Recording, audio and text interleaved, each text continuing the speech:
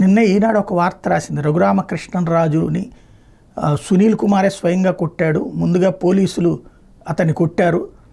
ఆ కొట్టిన తర్వాత అది వీడియో లైవ్లో అతనికి చూపించారు, అప్పుడున్నటువంటి డీజీగా ఉన్నటువంటి సునీల్ కుమార్కి.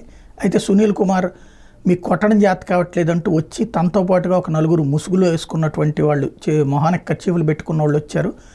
వాళ్ళందరి సమక్షంలో కొట్టారు అన్నటువంటిది, సెంట్రీ వాంగ్మూలం ఇచ్చాడు అన్నటువంటిది, తద్వారా ఇరుక్కున్నట్టే అన్నటువంటి వార్త రాసుకొచ్చింది. దీని మీద సునీల్ కుమార్ వివరణని ఇవాళ ఈనాడు రాసుకొచ్చింది. మాజీ ఎంపీ ప్రస్తుత ఎమ్మెల్యే రఘురామకృష్ణరాజు అరెస్ట్ అయిన రోజున తాను సిఐడి గుంటూరు ప్రాంతీయ కార్యాలయానికి వచ్చినట్టు ఎవరూ వాంగ్మూలం ఇవ్వలేదని సిఐడి పూర్వ డీజీ సునీల్ కుమార్ చెప్పారు. కస్టడీలో రఘురామరాజుకి చిత్రహింసలు నిజమైన శీర్షికను శుక్రవారం ఈనాడులో ప్రచురిత కథనానికి ఓ ప్రకటనలో ఆయన వివరణ ఇచ్చారు. 6 నెలలకు మించి కాల్ డేటా ఉండదు, అదే విషయం టెలికాం సంస్థలు చెప్పాయి. అట్లాంటిది నా లొకేషన్ ఎలా వచ్చింది, అది అబద్ధం.